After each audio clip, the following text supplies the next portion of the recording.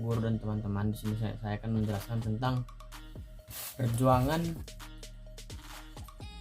masyarakat Indonesia mempertahankan kemerdekaan di daerah Tapanuli Selatan. Yang pertama itu pendahuluan. Kemerdekaan Indonesia yang diproklamasikan pada tanggal 17 Agustus 1945 merupakan hasil terbentuknya NKRI dan pernyataan bangsa Indonesia keluar dari penjajahan bangsa asing. Sekalipun proklamasi kemerdekaan Indonesia baru sebatas de facto saja, artinya belum ada pengakuan dari bangsa, belum ada resmi dari bangsa-bangsa di dunia dan termasuk negara yang menjajah Indonesia. Sehingga Belanda tetap berusaha untuk tidak mengakui kemerdekaan Indonesia. Berbagai cara pun dilakukan oleh pemerintah kolonial Belanda untuk kembali merebut Indonesia.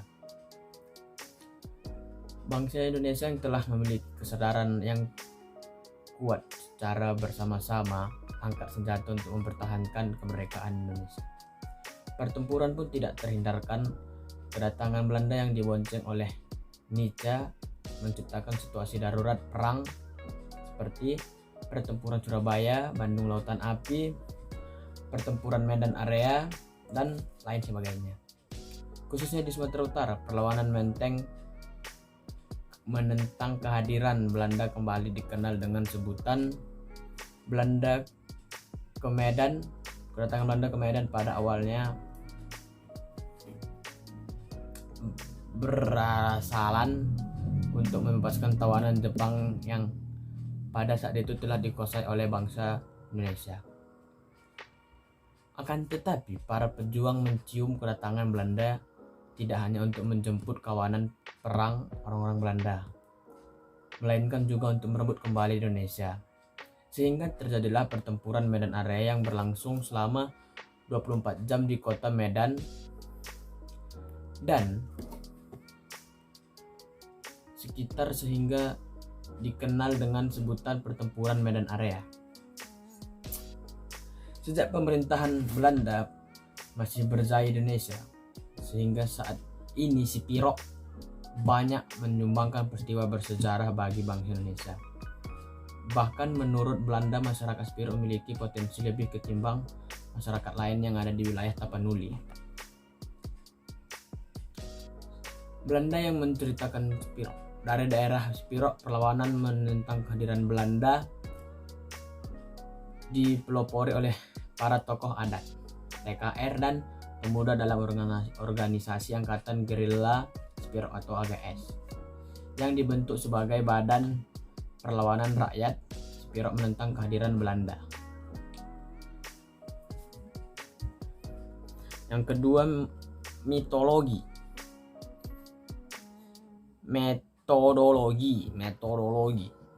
Dalam memperoleh data yang ilmiah, maka dilakukan penyusunan sesuatu metode maupun secara agar penelitian dapat berjalan dengan baik.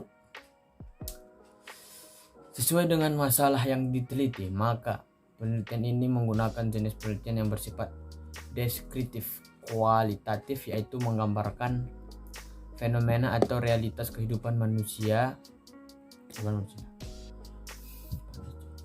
Dalam metode penelitian dilakukan pendekatan metode penelitian sejarah yang diungkapkan oleh Garrahan dalam Dudung Abdurrahman 1999-43 yang mengemukakan bahwa metode penelitian sejarah mengandung seperangkat aturan dan prinsip sistematik untuk mengumpulkan sumber secara efektif, menilainya secara kritis, dan mengajukan sintesis untuk mengumpulkan sumber secara efektif. Selain itu, penulis juga melakukan proses wawancara dengan pihak-pihak yang terlibat dalam kejadian penelitian. Yang ketiga, hasil penelitian. Berdasarkan hasil penelitian yang dilakukan terhadap angkatan gerila Sipiro, Laskar Pejuang Kemerdekaan di Tapanuli Selatan, 1949 sampai 1950 adalah sebagai berikut. Yang pertama, latar belakang terbentuknya angkatan gerila Spirok di desa Parau Sorat. Angkatan gerila Spirok dibentuk pada tanggal 3 Januari 1949 oleh Sahala Muda Pakpahan beserta masyarakat Spirok yang bertanggung jawab yang tergabung dalam misi masyarakat Spirok. Sedangkan latar belakang dibentuknya angkatan gerila Spirok adalah untuk mengantisipasi serangan agresif militer Belanda kedua yang datang dari Sumatera Utara dan Sumatera Timur. Komando angkatan gerila Spirok ini selanjutnya menjadi sangat penting untuk melakukan perlawanan terhadap pasukan Belanda dan membuat pertahanan di Spirok dan penyerangan ke daerah induk Padang Sidempuan. Berdasarkan hasil wawancara dan studi dokumentasi yang diuraikan di atas, latar belakang terbentuknya angkatan gerila Spirok adalah sebagai komando perlawanan milisi rakyat untuk menghadang kedatangan Belanda dari Sumatera Timur. Dan hasil yang kedua itu peran angkatan gerila Spirok dalam perang kemerdekaan di Parau Sorat. Perang kemerdekaan berkobar di seluruh tanah air, khususnya di Spirok. Ada yang menarik dalam peristiwa bersejarah perang kemerdekaan, yaitu laskar perang rakyat yang menewaskan Panglima KNIL Jenderal Simon Spoor. Angkatan gerila Spirok merupakan gabungan dari TNI dengan rakyat untuk mempertahankan kemerdekaan Indonesia, khususnya di daerah Tapanuli Selatan. Bekas anggota AGS Abdurrahman 1991 tahun menuturkan informasi tentang perjalanan Jenderal Spoor dari Medan ke Bukit Tinggi. Laskar AGS bersiap-siap melakukan penghadangan di Bukit Simango-Mango.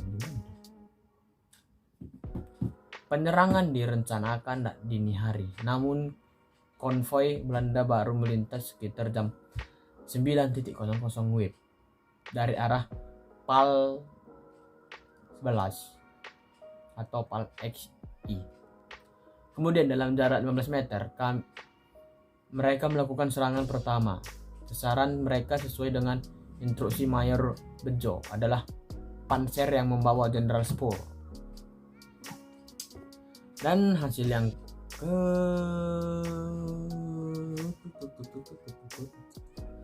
ternyata cuma ada 2 hasil, guys. Dan poin 4 yaitu pembahasan. Pada masa perang kemerdekaan Tapanuli Selatan memiliki posisi yang strategis bagi pertahanan wilayah Tapanuli, sebab Tapanuli Selatan menjadi salah satu akses menuju pusat pemerintahan di Tapanuli, yaitu Sibolga. Untuk menjaga posisi keamanan Tapanuli Selatan, tidak terlepas dari perlawanan rakyat Tapanuli Selatan menentang agresi militer Belanda, salah satunya di Spirok. Sejak pemerintahan Belanda masih berjaya di Indonesia hingga saat ini, Spirok banyak menyumbangkan peristiwa bersejarah bagi bangsa Indonesia. Bahkan menurut Belanda, Spirok memiliki potensi lebih ketimbang masyarakat lain yang ada di wilayah Tapanuli. Dari daerah Spirok, perlawanan menentang kehadiran Belanda di Propolis terhadap TKR. Von Clausewitz dalam Suryo Hardipojo, perang adalah tindakan kekerasan untuk membuat musuh takluk pada kehendak kita. Nah, itu dia pengertian perang menurut Von Clausewitz dalam Suryo Hardipojo.